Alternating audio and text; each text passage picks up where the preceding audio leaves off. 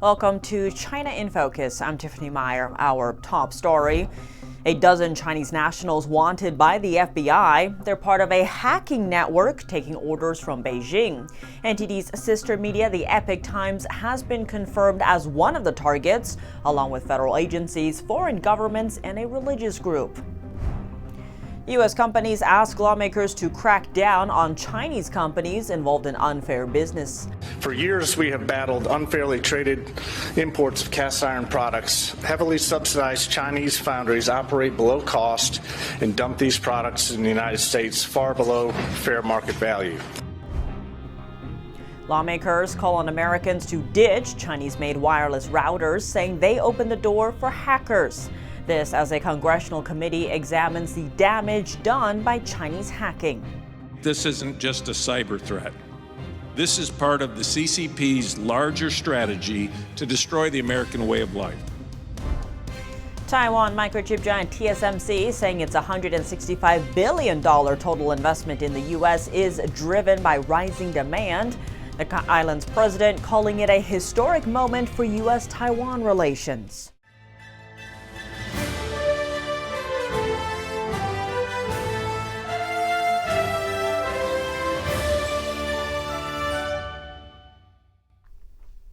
Welcome to China in Focus. I'm Tiffany Meyer. Before we dive into today's news, make sure to use the link down below to subscribe to our newsletter. Each week, we round up the highlights and controversies happening around China and the world, and share an exclusive behind-the-scenes snapshot with our readers. Keep an eye out. The newsletter will land in your inbox Friday morning. The Justice Department Wednesday revealed 3 lawsuits locking onto 12 Chinese nationals, accusing them of involvement with Beijing-backed cyber crimes. The FBI listed them as most wanted individuals and is offering millions of dollars in rewards for people who can assist in arresting them. Among the victims are federal agencies, religious and human rights groups, and NTD's sister media, the Epoch Times. 8 of the defendants work for iSoon, a Chinese tech firm that has hacked victims around the world. Their hit list included U.S. government agencies and dissident groups the CCP considers a threat. From 2016 through 2023, iSoon breached email accounts, cell phones, servers, and websites under Beijing's instructions. Victims include the Epoch Times, a New York-based newspaper that publishes China-related news critical of the Chinese regime, an organization that promotes human rights in China, a U.S. religious organization with thousands of churches, the foreign ministries of Taiwan, India, South Korea, and Indonesia, a U.S.-based religious leader, the U.S. Defense Intelligence Agency, the Department of Commerce, and the New York State Assembly. The iSoon associates, as well as 2 officials from China's Ministry of Public Security, are charged with conspiracy to commit computer intrusions and conspiracy to commit wire fraud. They face a combined maximum penalty of 20 years in prison. According to the indictment, iSoon not only hacked, but also trained Chinese security officials in cyber attacks. The company allegedly sold custom hacking software to infiltrate platforms like Microsoft Outlook, Gmail, Windows, Mac OS, and Linux. In December 2016, iSoon, under orders from Chinese officer Wang Liu, launched a DDoS attack that shut down the Epoch Times website. By May 2017, they compromised key staff email accounts. In September 2017, Officer Shang Jing instructed iSoon to track Chinese users accessing the site to locate dissidents. Wang later provided iSoon with administrative access to the website. Janice Trey, CEO of the Epoch Times, praised the U.S. government for prosecuting the hackers, calling the newspaper the most feared by the CCP due to its, quote, unwavering commitment to truthful reporting and China coverage. All 12 people remain at large. The State Department is offering up to $10 million for information on iSoon and its employees, as well as the 2 Ministry of Public Security officials. Daniel Monahan, NTD News. According to the indictment, iSoon has worked with 43 Chinese spy bureaus and generated tens of millions of dollars in revenue. Here are some of the iSoon hacking products that the DOJ presented. This one can send email phishing attacks. And this one allows users to hack into accounts or computer systems by deciphering passwords. This one can breach onto Outlook mailboxes as soon as targets click on certain phishing links.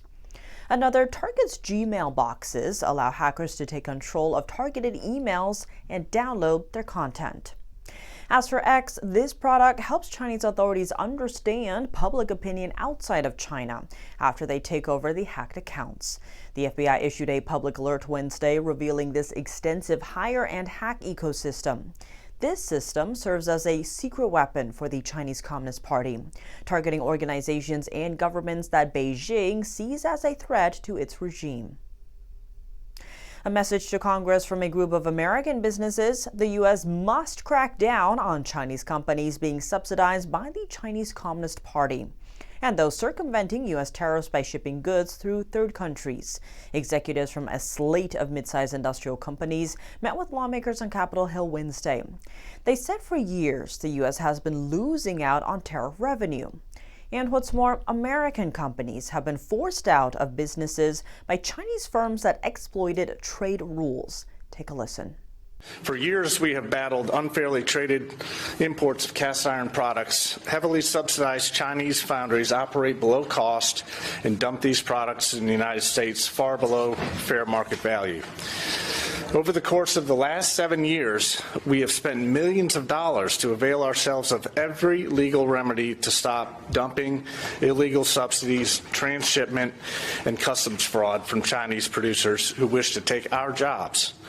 We have filed and won anti-dumping and countervailing duty cases, with duties ranging from 41 to 494%. To avoid paying these duties, Chinese producers transship their products through third countries, primarily Malaysia and Cambodia, where they are fraudulently labeled as originating from those nations. By our estimate, and to Betsy's point, we believe Customs has been unable to collect $51 million in duties owed on our products alone, robbing the Treasury of revenue it desperately needs. Current penalties for such behavior are woefully inadequate.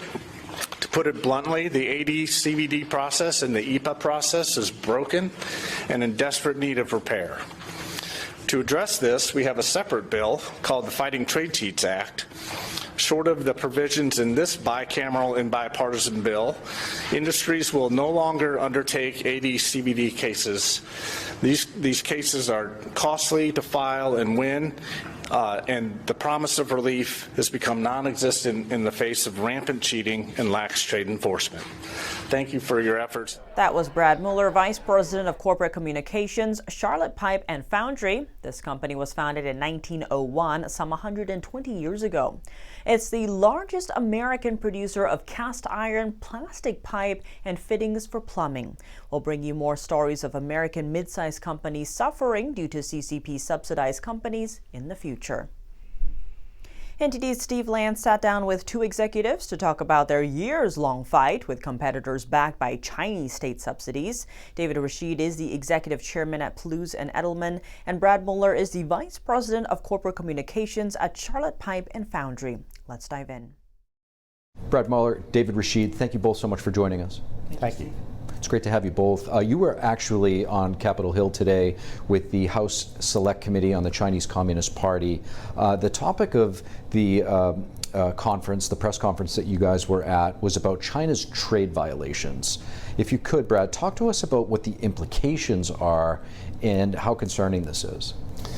Yeah, Steve, for too long, our trading partners, both friend and foe, have taken advantage of America's markets and this notion of free trade. Free trade really doesn't exist. Countries are always going to pursue their own self-interest, and for too long we've been taken advantage of. And it's time to bring jobs back to America and bring manufacturing back to America. And I think the President and the Congress are starting to look at ways to do that. And David, you have firsthand experience in seeing how this is actually done.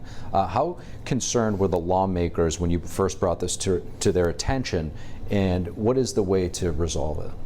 Yeah, so the lawmakers were aware, but I think every news story has a nuance to it. I think, I tried to follow the system. So I went to the Department of Justice and filed a False Claims Act. I went to Customs and Border Protection. I filed an e-allegation against a competitor who was transshipping into this country. And I had beautiful evidence, I mean, perfect evidence. And unfortunately, none of those agencies did anything for me. So when I went to the select committee, that was my last straw. I went to actually my congressman, Darren LaHood, who was an amazing advocate for us. And he invited us to go testify at the select committee on China. They had a hearing in Wisconsin. And when I went, I thought I need to take to them a solution, not just my problem. And so I had found a group called the Trade Fraud Task Force, which was a 1 or 2 person operation inside the Department of Justice on the civil side, who had tried to help me out, but they also got stuck in the system. And so I talked to them about what they did and how important their work was and how they needed to really focus on growing that. And they did their own investigation, and what they realized was this was in fact a potential solution.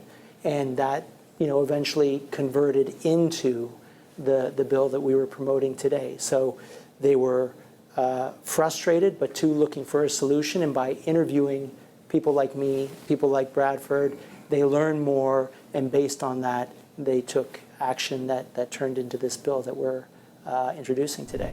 What is in this bill? Does it have teeth to actually get done what you're looking to see? It does. I think when we talk about teeth, it allows the criminal division of the DOJ to go after people who commit trade crime and put them in jail. And a criminal process takes a lot less time than a civil process. So when you're dealing with a civil process, you can be dealing with 5, 7, 10 years between making the allegation and actually having that person pay. And in that period of time, they can shut down their company and move. So it's very ineffective. Criminal is a lot more effective. So the first thing that this bill does is it's suggesting that, or it's advocating for the fact that this trade crime unit be in the criminal division of the DOJ versus the civil division. 2, it adds resources. And so what this bill does is it mandates a yearly reporting to the Attorney General and to Congress as to the effectiveness of their actions. So it puts resources in place, it allows them to go after these people criminally, and it requires them to report on an annual basis, the outcomes of their work, which is so critical. Brad, I want to get your thoughts. President Trump just increasing tariffs on China. What do you say to that argument that tariffs are a tax on the American people? Well, I think what we saw, Steve, in the first Trump administration when he imposed tariffs, they proved to not be inflationary. You remember, inflation was 1.9% when President Trump left office. I think there will be short-term pain, and there is a little bit of uncertainty, and markets have reacted negatively. But the long-term gain from ending the unfair trade practices that drive our American manufacturing jobs overseas is far better for America than a little bit of short-term uncertainty in markets and trade. Brad Mueller, David Rashid, really appreciate you both. Thanks, Thank Steve. you. A House committee is zeroing in on the threat of the Chinese Communist Party, especially to American infrastructure through cyber attacks and espionage. NTD National correspondent Jason Blair has more from the nation's capital. As we speak, the Chinese Communist Party is waging a full-scale cyber war against the American people. The bipartisan House Select Committee on the Chinese Communist Party had a hearing to talk about what intelligence officials are saying about the current threats from the Communist Party in regards to cybersecurity, as well as what the U.S. can do to defend against it. One message that the committee wanted to get across is that this is just one area where the CCP is waging warfare against the U.S. However, it is one area that can do a lot of damage. Chair Molinar said in his opening statement that CCP's hackers have targeted things like water treatment plants, power grids that power homes, as well as even hospitals.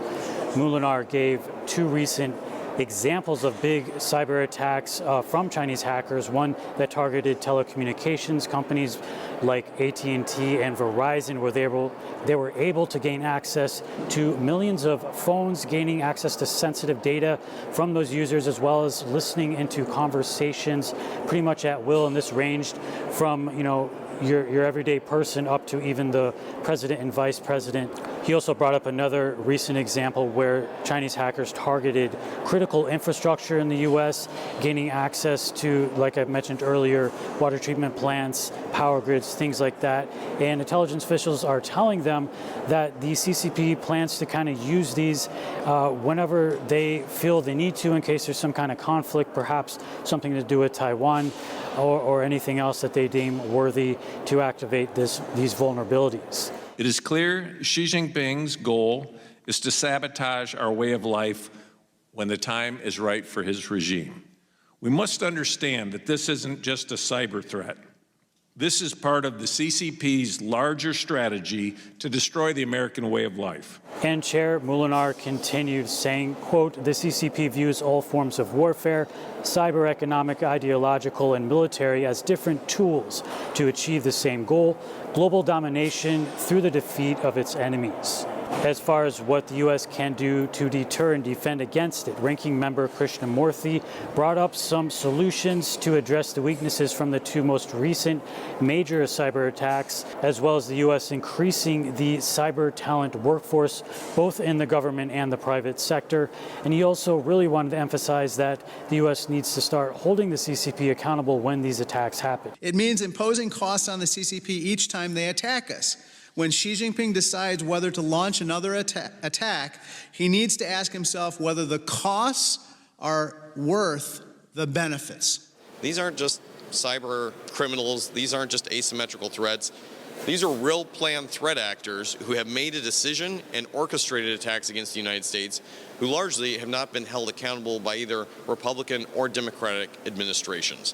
One common message the committee has been relaying is that the CCP is dead set on using any means possible to achieve their goal of dominating the world, and they have really not shown any sign of wanting to peacefully coexist. Reporting on Capitol Hill, Jason Blair, NTD News. The committee also urged Americans to remove Chinese-made wireless routers from their homes, including those from a brand called TP-Link. Lawmakers say the entity is a security threat that opened the door for China to hack U.S. critical infrastructure. Taiwan President William Lai calling chip giant TSMC's investment in the U.S. a historic moment for U.S.-Taiwan relations. He specifically added that Taiwan received no pressure from Washington when the decision was made. TSMC saying Thursday it's expanding investment in the U.S. due to large U.S. consumer demand. Because of clients' demand, so far all of our production lines this and next year are fully booked. Even the production line that will be built the year after next is booked too. TSMC plans to build 3 new fabrication plants, 2 advanced packaging facilities, and a major R&D center. The chipmaker said the project marked the largest single foreign direct investment in American history. Its CEO added the company's investment plan would not impact the chipmaker's expansion in Taiwan. Taiwanese President Lai Ching-te called the investment plan a historical moment for U.S.-Taiwan relations. Coming up, the Chinese Communist Party has been long fanning the flames of nationalist anti-American propaganda. More on what's behind Beijing's indoctrination of extreme nationalism. So if Americans are dying from fentanyl overdoses, I think in the mind of the CCP, it's deserved. And that is part of that extreme nationalism. More on that in just a minute here on China in Focus. Welcome back to China in Focus. I'm Tiffany Meyer. What are some key misconceptions the West has about China and the Chinese regime? And are we finally seeing a real pivot to Asia? That's as the Trump administration signals a major cut to the U.S. military presence in Europe and demands that NATO allies pitch in more for Europe's defense. American thought leaders Jan Jekielek sat down with Piero Tozzi for insight. He's the staff director of the Congressional Executive Commission on China. Let's dive in. Such a pleasure to have you on American Thought Leaders. Well, very good to be here, Jan. Thank you for inviting me. How does the Chinese regime teach the Chinese people about America and its role in the world versus to how it communicates to Americans or to the American leadership? Yeah, that's a very interesting question. Post Tiananmen, when the Chinese people, as an expression of popular will, demanded democracy, demanded freedom, the CCP did a couple of things. One was they sort of made this grand bargain with the Chinese people to say that, as we develop economically, you'll be enriched, and just don't challenge our rule, that of the CCP. And that was sort of the promise, during the so-called reform era, when it attracted a lot of direct foreign investment. They also suppressed any discussion of Tiananmen, which is why, again, goes to that issue of the Great Firewall and things that you can't, Google these ideas in China. We see that with artificial intelligence. There are certain subjects that are verboten, they're forbidden.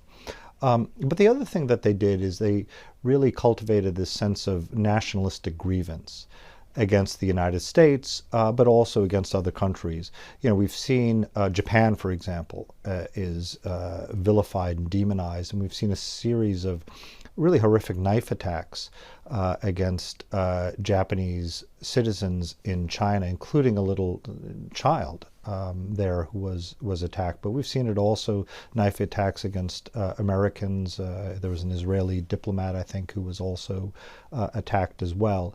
Where does that come from? Well, it is this under the guise of patriotic education, but really it's fanning nationalistic anti-Americanism, anti-Westernism. It's this whole series of grievances, that century of shame, the Opium Wars and the like. In fact, I think, we do know that the PRC, that it supplies fentanyl to the U.S., and that, I think, is by design, the CCP. Part of that, I think, is, in their minds, it's asymmetric warfare, and we can talk about that, where everything is a multi-front battlefield. But its justification is the Opium War. Now, pointing out that was really Great Britain and not the United States, yet that all becomes conflated. So if Americans are dying from fentanyl overdoses, I think in the mind of the CCP, it's deserved.